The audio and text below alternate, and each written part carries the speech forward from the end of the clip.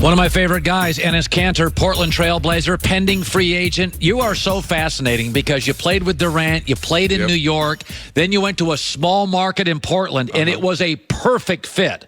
So let's start about that. They get Nurkic back, meaning you could make an argument they don't want to double pay for the same skill set. Does it concern you that this team that adopted you within an hour, that you were family day one, they may not be able to afford you? I mean, like you said, from the day one, they opened their arm, give me a warm welcome. Well, my first like 15 games with him, Nurk was playing, and I was coming from the bench. It was an amazing fit. You know, I don't have any problem with coming off the bench because all I care about is just go out there and winning.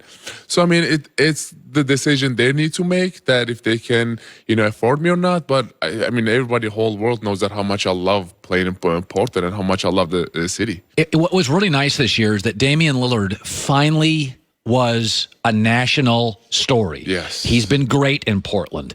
This year he became a national story. We all went, yeah, he's great, and now we all acknowledge it. Give my audience a sense of what he is like when we don't see him on the court. What makes him special? Well, I think what makes him special is he makes himself better and he makes everybody else better around him. That's what makes him really special. And I mean, I know he was an amazing player, but I didn't know what kind of person he was before I get to Portland. But once I get to Portland, I'm like, that's why this organization is so professional and amazing, because it starts with him. And because just how he treats players. I mean, his teammates, I remember in that locker room, everybody has so much confidence because of him.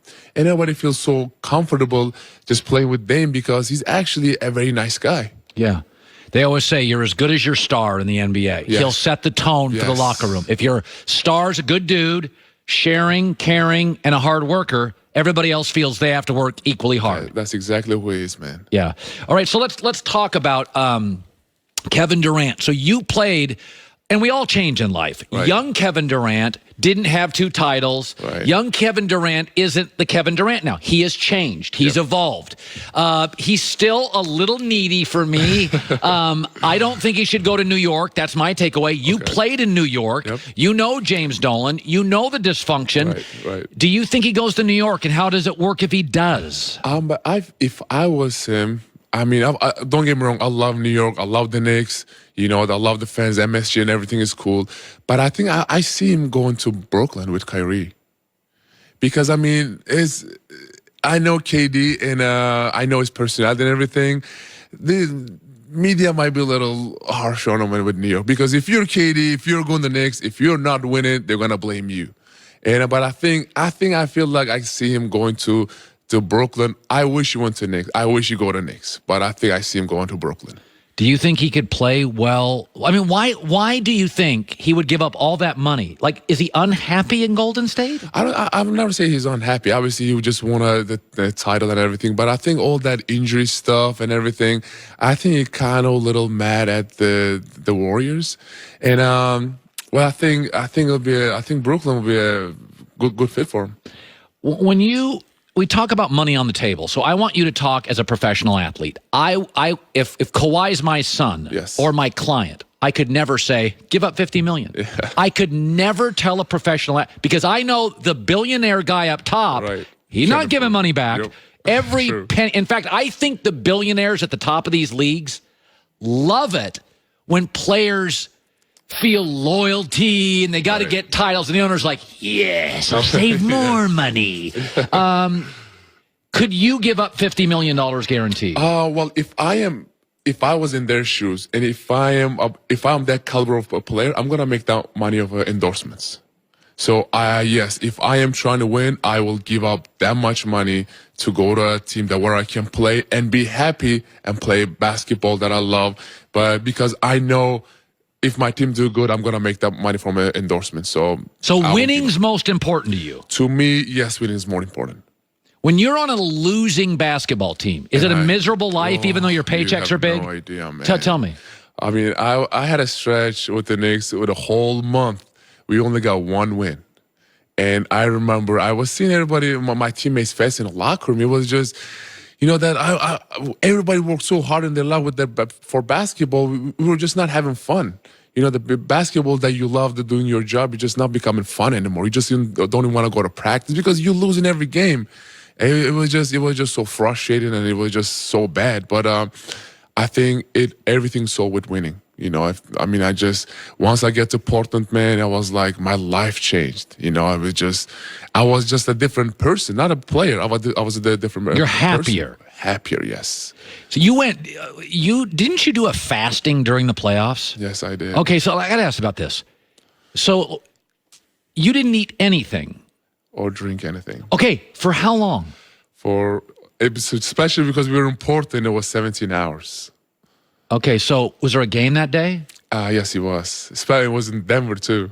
Now, was this religious? Yes. Okay, so it was the month of Ramadan. Okay, so your month of Ramadan. So you went 17 hours, nothing, no water? No water, no drinking. How, as a professional athlete, did you do that? So I do it once or twice a week during the season. So my buddies used to doing it. And the fact that I just wanted to go out there and show the whole world that game of basketball is mental over physical. So if you put your mind on it, that you can do it. Just because I just wanted to show the whole world, my mind was so sharp, and I was like, there's no way I can go out there and play bad because they're gonna blame the Ramadan. And I just went out there, man, just pay attention to the little details, and then no water. I remember actually, so we were in the water break. But this water guy just kept giving me water. I'm like, I'm good, you know, because he didn't know I was fasting. And then after I said, why don't you drink water? It's like, hey, I'm fasting. I was like, man, I'm sorry.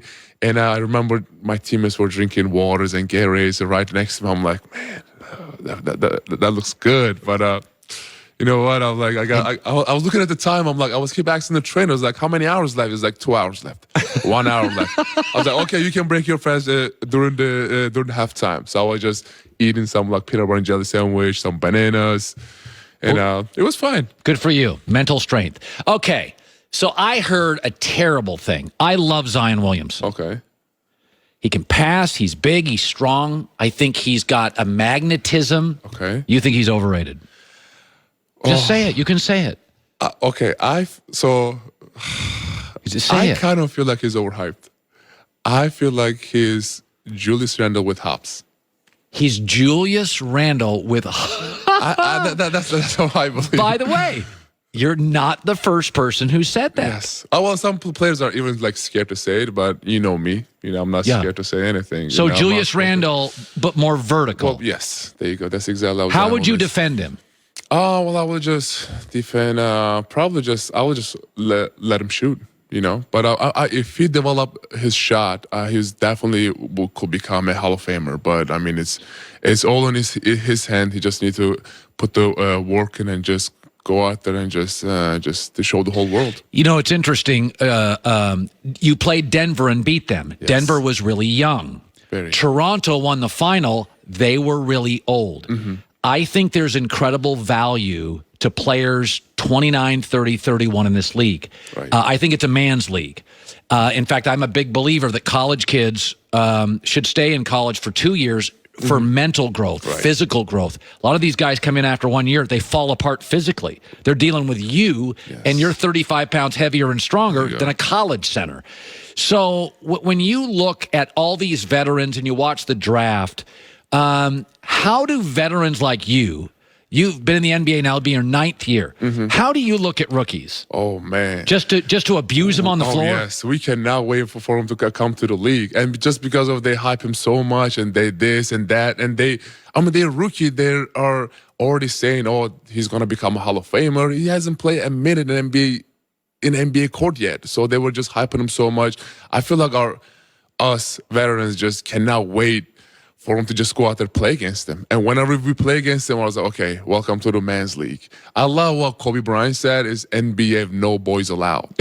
So I love that comment. I'm like, every time I go out there, I'm like, it's a man's league, man. So just go out there and just show the welcome to the league. Oh, by the way, I couldn't have you on if I didn't ask about Westbrook. I'm very critical of Westbrook. I already know that from last year. No. I don't hate him. I think he's overhyped. I think he's hard to play with. I think there's a certain rigidity to him that makes it difficult. He's had the last couple years, the playoffs have been ugly. If I said to you tomorrow, you could play with Durant again or Westbrook, who did you enjoy playing with more? I ask that question almost. I get that question almost every week. Really? Oh yeah, every week from somebody. The kids ask me about the basketball camps, or just some media guy ask me this and that. I will pick Westbrook any day. Really? I just have so much fun playing with him, and people keep saying like, I know you just, you don't like him as much, but he is actually not hard to play with, man. Like literally, and whenever you're in his team, it's just. You cannot take any possession, not games, any possession off. Every time like you're out there, he just fires you up, gets you ready for a 40 game. Durant, don't get me wrong, he's one of the best in the whole world, but I'll definitely pick Westbrook. Cannot believe that. By the way, you're wearing a Herd shirt. Can we see this? Look at the loyalty to the brand. It is a loyalty. And isn't that amazing? I heard you have a present for me. Yes, I do. I know you're a Blazers fan. I covered them for 6.5 years. Yeah.